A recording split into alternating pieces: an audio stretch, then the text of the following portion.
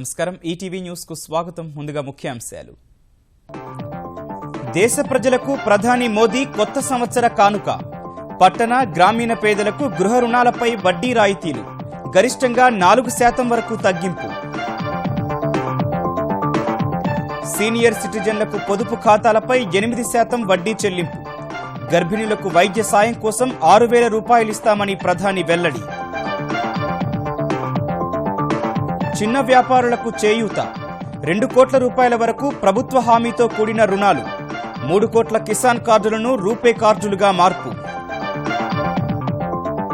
నల్లధనం అవినీతిపై పోరు ఆగదన్న మోదీ అక్రమాలకు పాల్పడిన బ్యాంకు సిబ్బందిపై చర్యలు తప్పవని హెచ్చరిక నిజాయితీపరుల భద్రతకు హామీ ఆంధ్రప్రదేశ్ ప్రజలకు చంద్రబాబు నూతన సంవత్సర కానుక ఆరోగ్య రక్ష పథకం ప్రకటన మార్చి నుంచి అమల్లోకొస్తుందని వెల్లడి ఆంధ్రప్రదేశ్లో గ్రూప్ 1, గ్రూప్ 3 ఉద్యోగాలకు ప్రకటన 1,337 ఖాళీలు భర్తీ చేసేందుకు 10 నోటిఫికేషన్లు జారీ 2016లో నీటిపారుదల ప్రాజెక్టుల పనుల పురోగతిపై తెలంగాణ సర్కారు సంతృప్తి వచ్చే ఏడాది మరింత వేగంగా పనిచేయాలని అధికారులకు హరీష్ పిలుపు సమాజ్వాదీ పార్టీలో సమసిపోయిన అంతర్గత వివాదాలు అఖిలేష్ రామ్ గోపాల్పై బహిష్కరణ ఎత్తివేత కలిసి పనిచేస్తామన్న శివపాల్ యాదవ్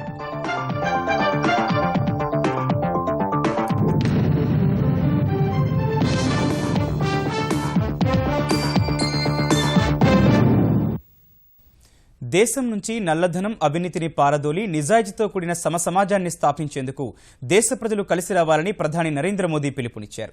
పెద్ద నోట్ల రద్దు నిర్ణయం తర్వాత దేశ ప్రజలను ఉద్దేశించి ప్రసంగించిన ప్రధాని దేశ ప్రజల సహకారంతో ప్రక్షాళన యజ్ఞం దిగ్విజయంగా సాగుతోందని చెప్పారు. ఈ యజ్ఞంలో దేశ ప్రజలు తమకు ఎన్ని కష్టాలు వచ్చినప్పటికీ మొక్కవోని సంకల్పంతో ముందుకే సాగుతున్నందుకు దేశ ప్రజలకు ధన్యవాదాలు చెప్పారు. ఇదే సమయంలో పెద్ద నోట్ల రద్దు నిర్ణయం భవిష్యత్తులో ఉత్తమ ఫలాలు అందిస్తుందన్న ప్రధాని అవినీతి రహిత సమాజ నిర్మాణం కోసం కోట్లాది మంది ప్రజల ఆకాంక్షలు నెరవేర్చి తీరుస్తామని చెప్పారు.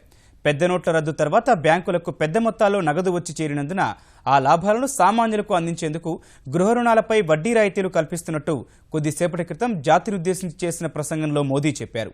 గ్రామీణ ప్రాంతాల్లో పేదలకు 2 లక్షల వరకు తీసుకునే రుణాలపై 3% వడ్డీ రాయితీ కల్పిస్తున్నట్టు చెప్పారు. अब प्रधानमंत्री आवास योजना के तहत शहरों में इस वर्ग को नए घर देने के लिए 2 नई स्कीमें बनाई गई हैं. 2017 में घर बनाने के लिए 9 लाख रुपए तक के कर्ज पर ब्याज में 4% की छूट और 12 लाख रुपए तक के कर्ज पर 3% की छूट दी जाएगी. प्रधानमंत्री आवास योजना के तहत गांवों में बनने वाले घरों की संख्या को बढ़ा दिया है. यानी जितने घर पहले बनने वाले थे उससे 33% ज्यादा घर बनाए जाएंगे. गांवों के निम्न मध्यम वर्ग और मध्यम वर्ग के लोगों की जरूरतों को ध्यान में रखते हम एक नई योजना शुरू करने जा रहे हैं. 2017 में गांव में रहने वाले जो लोग अपने घर का निर्माण करना चाहते हैं या पुराने घर में कोई विस्तार करना चाहते हैं उन्हें 2 लाख रुपए तक के ऋण में 3% ब्याज की छूट दी जाएगी. వయోవృద్ధులకు సైతం రాయితీలు ప్రకటించిన ప్రధాని మాతా శిశు మరణాలను తగ్గించేందుకు ప్రత్యేక పథకం చేపడతామని వెల్లడించారు. वरिष्ठ नागरिकों के लिए भी एक स्कीम शुरू करने जा रही है. 7.5 लाख रुपए तक की राशि पर 10 साल तक के लिए सालाना 8% का इंटरेस्ट रेट ब्याज दर सुरक्षित किया जाएगा. ब्याज की ये राशि वरिष्ठ नागरिक हर महीने प्राप्त कर सकते हैं. गर्भवती महिलाओं को अस्पताल में पंजीकरण और डिलीवरी, टीकाकरण और पौष्टिक आहार के लिए 6,000 रुपये की आर्थिक मदद करेगी. ये राशि गर्भवती महिलाओं के अकाउंट में ट्रांसफर की जाएगी. దేశంలో స్వయం ఉపాధి అవకాశాలను విస్తృతం చేసేందుకు అనేక చర్యలు చేపడతామన్న ప్రధానమంత్రి చిరు వ్యాపారులకు పెద్ద ఎత్తున రుణాలిస్తామని తెలిపారు. చిన్న మధ్యతరహా వ్యాపారులకు రుణ పరిమితిని 1 కోటి నుంచి 2 కోట్లకు పెంచుతామని పేర్కొన్నారు. వ్యవసాయం సహా రైతులను ప్రోత్సహించేందుకు ప్రయత్నిస్తామన్న మోదీ 3 కోట్ల కిసాన్ క్రెడిట్ కార్డులను రూపే కార్డులుగా మార్చడం ద్వారా నగదు రహిత లావాదేవీలను ప్రోత్సహిస్తామని विवరించారు. मुद्रा योजना की सफलता निश्चित तौर पर बहुत ही उत्साहवर्धक रही है। पिछले साल करीब 3.5 करोड़ लोगों ने इसका फायदा उठाया है। दलित, आदिवासी, पिछड़ों एवं महिलाओं को प्राथमिकता देते हुए सरकार का इसे अब डबल करने का इरादा है। పెద్ద నోట్ల రద్దు కారణంగా సామాన్యులు అనేక ఇబ్బందులు ఎదుర్కొన్నప్పటికీ అవినీతి నల్లధనం నిర్మూలన కోసం ప్రభుత్వ సంకల్పానికి మద్దతు పలికారని ప్రధాని కితాబిచ్చారు. కొత్త సంవత్సరంలో అతి త్వరలోనే బ్యాంకుల్లో సాధారణ పరిస్థితులు నెలకొల్పుతామని మోదీ హామీ ఇచ్చారు. పెద్ద నోట్ల రద్దు మార్పిడిలో కొన్ని చోట్ల జరిగిన అక్రమాలపై తీవ్రంగా స్పందించిన మోదీ బ్యాంకులు, తపాలా కార్యాలయాల సిబ్బంది తీవ్రంగా శ్రమించి ప్రజలకు సేవ చేసినప్పటికీ కొంతమంది అక్రమాలకు పాల్పడి దొడ్డిదారిలో సంపాదించాలని చూశారని ఆగ్రహం వ్యక్తం చేశారు. వారిపై చట్టపరంగా చర్యలు తీసుకుంటామని స్పష్టం చేశారు. आपके इस भगीरथ प्रयास के बीच कुछ बैंकों में कुछ लोगों के गंभीर अपराध भी सामने आए हैं।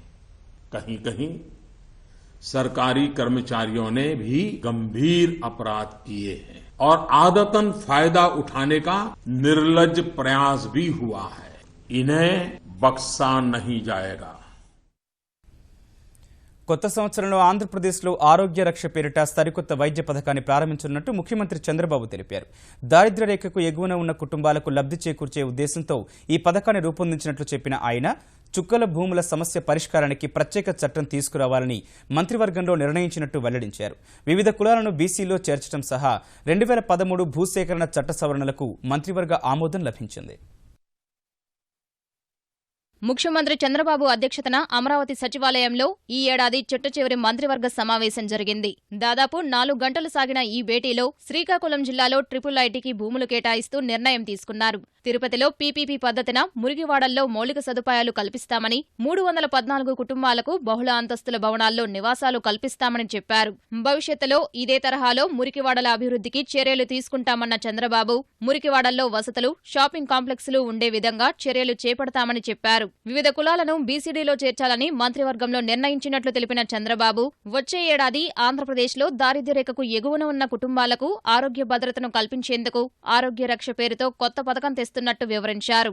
ఈ నూతన సంవత్సరంలో ఎవరైతే బీపీఎల్ ఫ్యామిలీస్ కాని వాళ్ళకి అబో బీపీఎల్ ఫ్యామిలీస్, ఉద్యోగస్తులు, మీడియా మీరు కాకుండా మిగిలిన వాళ్ళకి ఆరోగ్య రక్ష అనే పథకాన్ని తీసుకొచ్చాం. ఒక్కొక్కరు నెలకు 100 రూపాయలు పే చేస్తే ఫ్యామిలీ అంతా కూడా ప్యాకేజ్ కింద పే చేయాలి. అందరూ కానీ పే చేస్తే వాళ్ళకు అప్ టు 2 lakhs ఒక మెంబర్కి ఎలిజిబిలిటీ వస్తుంది. పర్ హెడ్ కు 100 రూపాయలు, పర్ హెడ్ కు 2 లక్షల రూపాయలు వస్తుంది. జనవరి 1 నుంచి ఫిబ్రవరి 28 వరకు నమోదు కార్యక్రమం ఉంటుంది. మార్చి నుంచి ఈ కార్యక్రమం ప్రారంభిస్తాం. దీంతో అందరికీ హెల్త్ ప్రొవైడ్ చేసే పరిస్థితి వస్తుంది.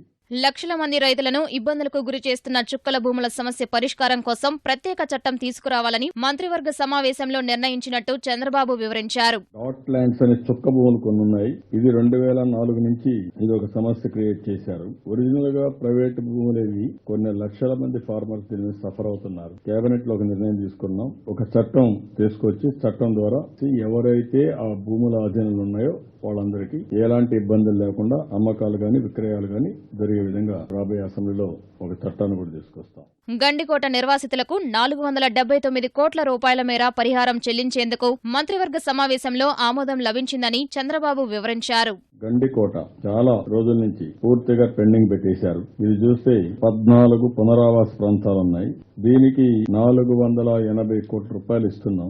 ఇందులో కూడా చౌటపల్లి, సీతాపురం, గండ్లూరు, ఓబన్నపేట, కే బొమ్మేపల్లి, దరువుపల్లి, బుక్కపట్నం, గంగాపురం, రేపల్లి, ముచ్చుమర్రి, పక్కీర్పేట్, దత్తపురం, నేదరపేట్, కొర్రపాడు 9,096 కుటుంబాలకి నష్టపరిహారం ఇస్తున్నాం. జనవరి 2 నుంచి చేపట్టే జన్మభూమిలో వివిధ పథకాలను సక్రమంగా అమలు చేస్తున్న గ్రామాలను గుర్తించి స్టార్ గ్రేడింగ్ ఇవ్వాలని నిర్ణయించినట్లు చంద్రబాబు వివరించారు. ఢిల్లీలో ముఖ్యమంత్రి చంద్రబాబు పర్యటనలపై మావోయిస్టులు రెక్కి నిర్వహించారు. ఆయన ఢిల్లీ పర్యటన సమయంలో ఏపీ భవన్ పరిసరాల్లో పలుమార్లు మావోయిస్టులు తచ్చాడినట్లు నిఘా వర్గాలు తెలిపాయి. ఈ విషయాన్ని ధృవీకరించిన ఢిల్లీ పోలీసులు ఇప్పటి వరకు మావోయిస్టులు 6 సార్లు రెక్కి నిర్వహించినట్లు వెల్లడించారు. మీడియా ముసుగులో దాడికి పాల్పడే అవకాశం ఉందని తెలిపారు. ఏపీ భవన్లో భద్రతా లోపాలు ఎక్కువగా ఉన్నట్లు గుర్తించామన్న వారు ఈ విషయంపై అధికారులను హెచ్చరించినా పట్టించుకోలేదని పేర్కొన్నారు. చివరిసారిగా ఇవాళ హెచ్చరిస్తున్నామని ఏపీ భవన్ అధికారులకు స్పష్టం చేశారు. అయితే మావోయిస్టుల కదలికలపై ఢిల్లీ పోలీసులు తమకు ఎలాంటి సమాచారం ఇవ్వలేదని ఏపీ ఇంటెలిజెన్స్ వర్గాలు చెబుతున్నాయి. చంద్రబాబు ఢిల్లీ పర్యటనలో పూర్తిస్థాయి భద్రతా చర్యలు తీసుకుంటున్నామని, ఆ వివరాలను వెల్లడించలేమని స్పష్టం చేశారు. ఈ పరిస్థితుల్లో ఏపీ భవన్లో భద్రతా చర్యలు చేపట్టిన సిబ్బంది అనుమతి లేకుండా పార్కింగ్లో నిలిపిన వాహనాలను బయటకు పంపించారు. సీసీ కెమెరాలతో రాకపోకలను గమనిస్తున్నామని చెప్పారు. మరోవైపు ఏపీ భవన్లో మావోయిస్టుల రెక్కీపై సమాచారం లేదన్న డీజీపీ సాంబశివరావు ఏఓబీ ఘటన తర్వాత సాధారణ హెచ్చరిక వచ్చిందని, చంద్రబాబు భద్రతకు మరిన్ని చర్యలు తీసుకుంటున్నామని తెలిపారు. Frankly speaking, I am not aware of that, except that మన ఏఓబి ఎన్కౌంటర్ అయిన తర్వాత general alert has been given. 1 October 2003 నాడు జరిగినటువంటి ఇన్సిడెంట్ని ఉదాహరిస్తూ because of the huge loss in AOB Malkangiri encounter and they may retaliate అని జనరల్ అలర్ట్ ఇచ్చిన మాట వాస్తవం. We are taking care of the security of the Honorable Chief Minister. గడిచిన 31 నెలల్లో నీటిపారుదల శాఖ రంగంలో సాధించిన ఫలితాలు ఆశాజనకంగా ఉన్నాయని తెలంగాణ నీటిపారుదల శాఖ మంత్రి హరీష్ రావు సంతృప్తి వ్యక్తం చేశారు. ఇక్కడితో సంతృప్తి పడక మరింత సమర్థంగా 2017లో కూడా మెరుగైన ఫలితాల కోసం కృషి చేయాలని ఇంజనీర్లను కోరారు. సచివాలయంలో వివిధ ప్రాజెక్టుల చీఫ్ ఇంజనీర్లతో సమీక్షించిన ఆయన ముఖ్యమంత్రి కేసీఆర్ నీటిపారుదల శాఖపై పెట్టుకున్న నమ్మకానికి తగినట్లుగా ఫలితాలు సాధించాలని నిర్దేశించారు. తెలంగాణలోని వివిధ ప్రాజెక్టుల పురోగతి, సమస్యలను సమీక్షించిన ఆయన మధ్యప్రదేశ్లో అమలు చేస్తున్న టేల్ టు హెడ్ పద్ధతిన సాగునీటి పంపిణీని ప్రయోగాత్మకంగా కొన్ని డిస్ట్రిబ్యూటరీలు లేదా మైనర్ కెనాలలో అమలు చేయాలని సూచించారు. పెద్దపల్లి జిల్లాలో టేల్ టు హెడ్ కింద సాగునీటి పంపిణీ ఒక డిస్ట్రిబ్యూటరీ కింద చేపట్టారని గుర్తు చేసిన మంత్రి వివిధ ప్రాజెక్టుల నిర్మాణంలో భూసేకరణ ప్రక్రియ, పురోగతి, తాజా పరిస్థితిని తెలుసుకున్నారు. 2017 డిసెంబర్ కల్లా మిడ్ మానేరు నుంచి లోయర్ మానేరు డ్యాంకు నీరందించాలని ఆదేశించిన మంత్రి ఎల్ఎండీకి ఎగువ, దిగువ ప్రాంతాల్లోని కాలువల్లో నీటి ప్రవాహానికి ఎలాంటి అడ్డంకులు లేకుండా చూడాలన్నారు. ఎస్ఆర్ఎస్పీ, నాగార్జున సాగర్ ఆధునీకరణ పథకాలతో ఆశించిన ఫలితాలు సాధిస్తున్నామన్న హరీష్ నీటిపారుదల శాఖ క్యాలెండర్ను ఆవిష్కరించారు.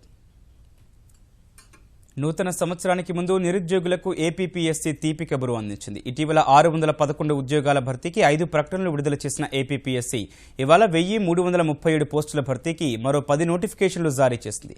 గ్రూప్ 1 కింద 78 పోస్టులు, గ్రూప్ 3 కింద 1055 పంచాయతీరాజ్ కార్యదర్శి పోస్టులు భర్తీ చేయనున్నట్లు ఏపీపీఎస్సీ చైర్మన్ ఉదయ్ భాస్కర్ హైదరాబాద్లో చెప్పారు. గ్రూప్ 1 మెయిన్ మినహా మిగిలిన అన్ని ఆబ్జెక్టు పరీక్షలకు నెగిటివ్ మార్కులుంటాయని వివరించారు. నోటిఫికేషన్ షెడ్యూల్ వివరాలను ఏపీపీఎస్సీ వెబ్సైట్లో పొందుపరుస్తామని తెలిపారు. అభ్యర్థుల వయస్సు 42 ఏళ్లుగా నిర్ణయించామన్న ఆయన ప్రభుత్వ శాఖల నుంచి ఖాళీల వివరాలు అందిన తర్వాత కొత్త ఏడాదిలో మరిన్ని నోటిఫికేషన్లు జారీ చేసే వీలుందని వెల్లడించారు. 2017లో వివిధ పోటీ పరీక్షల దృష్ట్యా తాజా నోటిఫికేషన్లలో పేర్కొన్న పరీక్షల తేదీల్లో మార్పులు చేసే వీలుందని ఉదయ్ భాస్కర్ చెప్పారు. దేవతలు చేసే యజ్ఞాలకు రాక్షసులు అడ్డుపడ్డట్లు ఆంధ్రప్రదేశ్ అభివృద్ధికి ప్రభుత్వం చేస్తున్న ప్రయత్నాలకు ప్రతిపక్ష వైకాపా అడ్డుపడుతోందని ముఖ్యమంత్రి చంద్రబాబు విమర్శించారు. పట్టిసీమ జలాలతో పంటలు కాపాడుకున్న రైతులు కృతజ్ఞతలు చెప్పేందుకు వెలగపూడి సచివాలయానికి రాగా వారితో ముచ్చటించిన చంద్రబాబు ప్రతిపక్షం ఎన్ని అడ్డంకులు సృష్టించినా అభివృద్ధి పనులు పూర్తి చేసి తీరతామని అన్నారు. రాష్ట్ర ప్రగతి కోసమే ప్రత్యేక ప్యాకేజీకి అంగీకారం తెలిపారని బాబు పునరుద్ఘాటించారు. చంద్రబాబుకు రైతులు కొత్త ధాన్యం సహా వాటితో చేసిన అటుకులు బహుమతిగా ఇచ్చారు. రోజు నన్ను ప్యాకేజ్ ఒప్పుకుంటే చాలా మంది విమర్శించారు. నేను ప్యాకేజ్ ఒప్పుకోలేదు, స్పెషల్ స్టేటస్ రాదు, పోలవరం రాదు, ఏ పని కాదు. నష్టపోయేది ఎవరు నష్టపోతాం? మనమే నష్టపోతాం. నాకు ఆ అనుభవం ఉంది కాబట్టి వచ్చింది తీసుకుంటూ రాని దానికోసం బేరాలు చేసుకుంటూ ముందుకు పోవాలి తప్ప అడ్డంగా కూర్చొని మాట్లాడితే కరెక్ట్ కాదు అనే ఉద్దేశంతో నేను ఆ రోజు ప్యాకేజ్ ఒప్పుకున్నాను. వ్యవసాయ రంగం సంక్షోభం నుంచి గట్టెక్కాలంటే రైతులంతా సంఘటితమై ప్రభుత్వంపై ఒత్తిడి తేవాలని తెలంగాణ ఐకాస చైర్మన్ కోదండరాం అన్నారు. హైదరాబాద్ బాగలింగంపల్లిలోని సుందరయ్య విజ్ఞాన కేంద్రంలో citizen caring collective convener Sajay రూపొందించిన రైతు ఆత్మహత్యలు మనం పుస్తకాన్ని తెలంగాణ రైతాంగ సాయుధ పోరాట యోధురాలు మల్లు స్వరాజ్యంతో కలిసి ఆయన ఆవిష్కరించారు. సమాజంలో అన్ని వర్గాలు సంఘటితమవుతున్న తరుణంలో రైతులు, రైతు సంఘాలు విడివిడిగా ధర్నాలు, రాస్తారోకోలు, ఆందోళనలు, మంత్రులు, కలెక్టర్లకు వినతిపత్రాలు ఇస్తే సమస్యలు పరిష్కారం కావని తేల్చి చెప్పారు. సాంకేతిక పరిజ్ఞానం తగినట్టుగా రైతులు మారాలని అంటున్నారు. మనమేమంటున్నామంటే ఈ రైతుకు ఎట్లాంటి పరికరాలు బాగుంటాయో, ఎట్లాంటి పరిజ్ఞానం బాగుంటుందో, ఎట్లాంటి మందులు వ్యవసాయం పద్ధతులు బాగుంటాయో నిర్ణయం చేసి తయారు చేయాలి కదా తప్ప ఆ పద్ధతులకు తగ్గట్టుగా రైతు మారాలి అనే వాదాన్ని మనం సంపూర్ణంగా తిరస్కరిస్తున్నాం. వ్యవసాయ రంగం, రైతాంగం సంక్షోభానికి గత ప్రభుత్వాల నిర్లక్ష్యమే కారణమని తెలంగాణ వ్యవసాయ శాఖ మంత్రి పోచారం శ్రీనివాసరెడ్డి వ్యాఖ్యానించారు. హైదరాబాద్ అబిడ్స్లోని రెడ్డి హాస్టల్లో తెలంగాణ వ్యవసాయ అధికారుల సంఘం ఆధ్వర్యంలో వ్యవసాయ డైరీ 2017ని మంత్రి ఇంద్రకరణ్ రెడ్డితో కలిసి ఆవిష్కరించారు. తెలంగాణ ఆవిర్భావం తర్వాత వ్యవసాయ అనుబంధ రంగాలు, చేతి వృత్తుల వారు నగరాలకు వలసపోకుండా సొంత ప్రాంతాల్లోనే ఉపాధి అవకాశాలు మెరుగుపరిచేలా చర్యలు తీసుకుంటున్నట్లు వెల్లడించారు. అగ్రికల్చర్ శాఖ అధికారులకు మిగతా వారికి పూర్తి అంత గౌరవం లేదండి. No, it's wrong. కమిట్మెంట్ తో పనిచేశారు కాబట్టి ఈ 2.5 సంవత్సరాలుగా వ్యవసాయ శాఖకు మంచి గుర్తింపు వచ్చిందని చెప్పేసి కూడా తెలియదు. అంత ముందు కొంచెం బాగా ఉండే. నేనే ఎమ్మెల్యేగా 25 సంవత్సరాలు చూడాను. మండల హెడ్ క్వార్టర్ పోతే విత్తనం వచ్చిందంటే పెద్ద గుంపు పోలీసు 10-50 మంది పోలీసు 2 ఎస్ఐలు. రైతు దొంగనా? ఎందుకు వచ్చింది పరిస్థితి? నిర్వహణ లోపం, పరిపాలన లోపం. నూతన సంవత్సర వేడుకలకు ముందు నెల్లూరులో పెను విషాదం చోటు చేసుకుంది. నగర శివార్లోని బాణాసంచా తయారీ కేంద్రంలో సంభవించిన పేలుడులో 3 మృతి చెందగా 14 మంది తీవ్ర గాయాలతో ప్రాణాపాయ స్థితిలో చికిత్స పొందుతున్నారు. పెన్నా నది పొర్లుకట్ట వద్ద బాణాసంచా కేంద్రంలో ఉదయం 10 గంటల సమయంలో సుమారు 16 మంది టపాసులు తయారు చేస్తుండగా ఒక్కసారిగా పేలుడు సంభవించింది. ఈ ఘటనలో 2 అక్కడికక్కడే ప్రాణాలు కోల్పోగా ఆసుపత్రికి తరలించేలోపు మరొకరు మృతి చెందారు. స్థానికుల సమాచారంతో ఘటనా స్థలానికి చేరుకున్న పోలీసులు, అగ్నిమాపక సిబ్బంది మంటలను అదుపు చేసి సహాయ చర్యలు చేపట్టారు. జిల్లా కలెక్టర్ ముత్యాలరాజు ఘటనా స్థలాన్ని పరిశీలించి గాయపడిన వారికి మెరుగైన చికిత్స అందించేలా చర్యలు తీసుకున్నారు. ఎలాంటి అనుమతి లేకుండా ఓ వ్యక్తి టపాసుల తయారీ కేంద్రం నిర్వహిస్తున్నాడని చెప్పిన అధికారులు నూతన సంవత్సర వేడుకల కోసం అధిక సంఖ్యలో తయారు చేస్తుండగా ప్రమాదం చోటు చేసుకున్నట్టు తెలుస్తోంది. ఘటనపై ఆరా తీసిన ముఖ్యమంత్రి చంద్రబాబు క్షతగాత్రులకు మెరుగైన వైద్యం అందించాలని ఆదేశించారు. మృతుల కుటుంబాలకు 5 లక్షలు పరిహారం ఇవ్వాలని సూచించారు. ప్రపంచవ్యాప్తంగా నూతన సంవత్సర వేడుకలు అంబరానంటుతున్నాయి. స్థానిక కాలమానం ప్రకారం తూర్పు దేశాల్లో సంబరాలు ఇప్పటికే ప్రారంభం కాగా మిగతా దేశాలు వేడుకలకు ముస్తాబయ్యాయి. 2017కు స్వాగతం పలుకుతూ ఇప్పటికే న్యూజిలాండ్, ఆస్ట్రేలియా, దక్షిణ, ఉత్తర కొరియాలో ఏర్పాటు చేసిన బాణాసంచా ప్రదర్శనలు ప్రజలను అబ్బురపరిచాయి. నూతన సంవత్సర వేడుకలు న్యూజిలాండ్లోని ఆక్లాండ్ నుంచి ప్రారంభమయ్యాయి. కివీ దేశ ప్రజలు 2016 ఏడాదికి ఘనంగా వీడ్కోలు పలికి 2017ను ఆహ్వానించారు. ఆక్లాండ్లోని ప్రఖ్యాత స్కై టవర్ పై ఏర్పాటు చేసిన బాణాసంచాను తిలకించేందుకు లక్షలాదిగా ప్రజలు తరలివచ్చారు.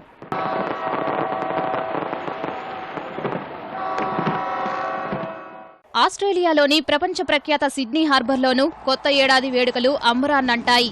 లక్షలాది మంది చేరుకొని నూతన ఏడాదిని ఘనంగా ఆహ్వానించగా రంగురంగుల బాణాసంచా వెలుగులు విశేషంగా ఆకట్టుకున్నాయి.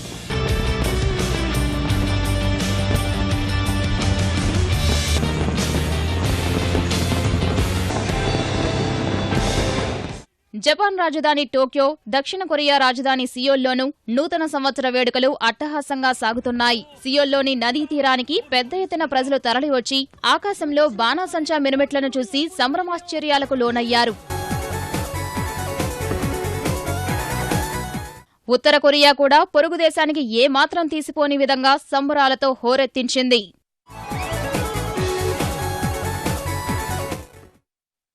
ఉత్తరప్రదేశ్లో అధికార సమాజ్వాదీ పార్టీలో తలెత్తిన రాజకీయ సంక్షోభం 3 బెదిరింపులు, 6 బుజ్జగింపుల చందంగా మారింది. త్వరలో జరిగే అసెంబ్లీ ఎన్నికల కోసం పార్టీకి పోటీగా అభ్యర్థిని ప్రకటించిన కుమారుడు ముఖ్యమంత్రి అఖిలేష్పై నిన్న బహిష్కరణ పెట్టివేసిన అధినేత ములాయం సింగ్ 24 గంటలు గడవక ముందే ఎత్తివేశారు.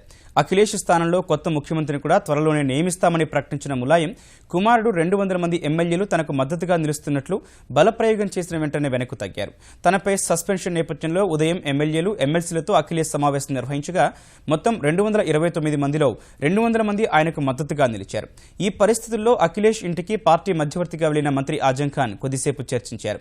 వెంటనే అఖిలేష్ ములాయం ఇంటికి వెళ్లగా అఖిలేష్తో పాటు ములాయం సోదరుడు రామ్ గోపాల్ యాదవ్పై విధించిన 6 ఏళ్ల బహిష్కరణను ఎత్తివేసినట్లు సమాజ్వాదీ పార్టీ ఉత్తరప్రదేశ్ అధ్యక్షుడు శివపాల్ ప్రకటించారు. పార్టీ ముఖ్య నేతలంతా కలిసి శాసనసభ ఎన్నికల్లో పోటీ చేసే పార్టీ అభ్యర్థులను ఖరారు చేస్తారని తెలిపారు. అనూహ్య పరిణామాల మధ్య అరుణాచల్ ప్రదేశ్లో భారతీయ జనతా పార్టీ ప్రభుత్వం కొలువు తీరింది. అధికార People's Party of Arunachal Pradesh suspend చేసిన ముఖ్యమంత్రి పెమా ఖండు, ఉప ముఖ్యమంత్రి చౌనా మీన్, 5 ఎమ్మెల్యేలు సహా ఆ పార్టీకి చెందిన 33 మంది ఎమ్మెల్యేలు భారతీయ జనతా పార్టీలో చేరడంతో ఆ రాష్ట్రంలో భాజపా ప్రభుత్వం ఏర్పాటైంది. ఈ పరిణామంతో 3 రోజుల నుంచి అరుణాచల్ ప్రదేశ్లో కొనసాగుతున్న రాజకీయ సంక్షోభానికి తెరపడినట్లయింది. కమలదళంలో చేరిన వెంటనే పెమా ఖండు అసెంబ్లీ స్పీకర్ టెంజింగ్ నోర్బు థోంగ్డోక్ వద్దకు వెళ్లి తమను భాజపా ఎమ్మెల్యేలుగా గుర్తించాలని కోరారు. వెంటనే స్పీకర్ అంగీకరించగా అరుణాచల్లో భాజపా ప్రభుత్వం ఏర్పడింది. అరుణాచల్లో కమలం పుష్పించిందన్న ఖండు కొత్త ఏడాదిలో రాష్ట్రాన్ని అభివృద్ధి బాట పట్టిస్తానని తెలిపారు. అన్నాడీఎంకే ప్రధాన కార్యదర్శిగా చిన్నమ్మ శశికళ బాధ్యతలు స్వీకరించారు. పెద్ద సంఖ్యలో తరలివచ్చిన పార్టీ కార్యకర్తల జయజయధ్వానాల మధ్య చెన్నైలోని అన్నాడీఎంకే ప్రధాన కార్యాలయంలో ఆమె పార్టీ పగ్గాలు చేపట్టారు. ముందుగా ఎంజీఆర్ విగ్రహానికి పూలమాల వేసిన శశికళ అనంతరం జయలలిత చిత్రపటం వద్ద అంజలి ఘటించి నేతలు కార్యకర్తలను ఉద్దేశించి భావోద్వేగంతో మాట్లాడారు. జైలు తలుచుకుని కంటతడి పెట్టిన శశికళ ఆమె మరణంతో సర్వం కోల్పోయానని తెలిపారు. 33 ఏళ్లుగా జయలలితతో అనుబంధాన్ని గుర్తు చేసుకున్న శశికళ అన్నాడీఎంకే మరెన్నో ఏళ్లు అధికారంలో ఉంటుందని విశ్వాసం వ్యక్తం చేశారు. భారత నూతన సైన్యాధ్యక్షుడిగా జనరల్ బిపిన్ రావత్ బాధ్యతలు స్వీకరించారు. ఇప్పటి వరకు ఆర్మీ వైస్ చీఫ్ లెఫ్టినెంట్ జనరల్గా పనిచేసిన రావత్ కొత్త బాధ్యతలు చేపట్టారు. సైన్యాధ్యక్షుడిగా పదవి విరమణ చేసిన జనరల్ దల్బీర్ సింగ్ సుహాగ్ నుంచి జనరల్ రావత్ బాధ్యతలు స్వీకరించారు. నూతన వైమానిక దళాధిపతిగా నియమితులైన air chief marshal Birender Singh Dhanoa కూడా బాధ్యతలు చేపట్టారు. Air force vice chief air మార్షల్గా పనిచేసిన ఆయన ఇప్పటి వరకు వైమానిక దళాధిపతిగా పనిచేసిన air chief marshal Arup Raha నుంచి బాధ్యతలు స్వీకరించారు. General Bipin Rawat, air chief marshal ధనోవాలకు పలువురు సైనికాధికారులు శుభాకాంక్షలు తెలిపారు. ముఖ్యాంశాలు మరోసారి చూద్దాం. దేశ ప్రజలకు ప్రధాని మోదీ కొత్త సంవత్సర కానుక. పట్టణ, గ్రామీణ పేదలకు గృహ రుణాలపై వడ్డీ రాయితీలు గరిష్టంగా 4% వరకు తగ్గింపు. సీనియర్ సిటిజన్లకు పొదుపు ఖాతాలపై 8% వడ్డీ చెల్లింపు. గర్భిణులకు వైద్య సాయం కోసం 6,000 రూపాయలు ఇస్తామని ప్రధాని వెల్లడి. చిన్న వ్యాపారులకు చేయూత. 2 కోట్ల రూపాయల వరకు ప్రభుత్వ హామీతో కూడిన రుణాలు. 3 కోట్ల కిసాన్ కార్డులను రూపే కార్డులుగా మార్పు. నల్లధనం, అవినీతిపై పోరు ఆగదన్న మోదీ. అక్రమాలకు పాల్పడిన బ్యాంకు సిబ్బందిపై చర్యలు తప్పవని హెచ్చరిక. నిజాయితీపరుల భద్రతకు హామీ. ఆంధ్రప్రదేశ్ ప్రజలకు చంద్రబాబు నూతన సంవత్సర కానుక. ఆరోగ్య రక్ష పథకం ప్రకటన మార్చి నుంచి అమల్లోకి వస్తుందని వెల్లడి. ఆంధ్రప్రదేశ్లో గ్రూప్ 1, గ్రూప్ 3 ఉద్యోగాలకు ప్రకటన. 1337 ఖాళీలు భర్తీ చేసేందుకు 10 నోటిఫికేషన్లు జారీ. 2016లో నీటిపారుదల ప్రాజెక్టుల పనుల పురోగతిపై తెలంగాణ సర్కారు సంతృప్తి. వచ్చే ఏడాది మరింత వేగంగా పనిచేయాలని అధికారులకు హరీష్ పిలుపు. సమాజ్వాదీ పార్టీలో సమసిపోయిన అంతర్గత వివాదాలు. అఖిలేష్, రామ్ గోపాల్పై బహిష్కరణ ఎత్తివేత. కలిసి పనిచేస్తామన్న శివపాల్ యాదవ్.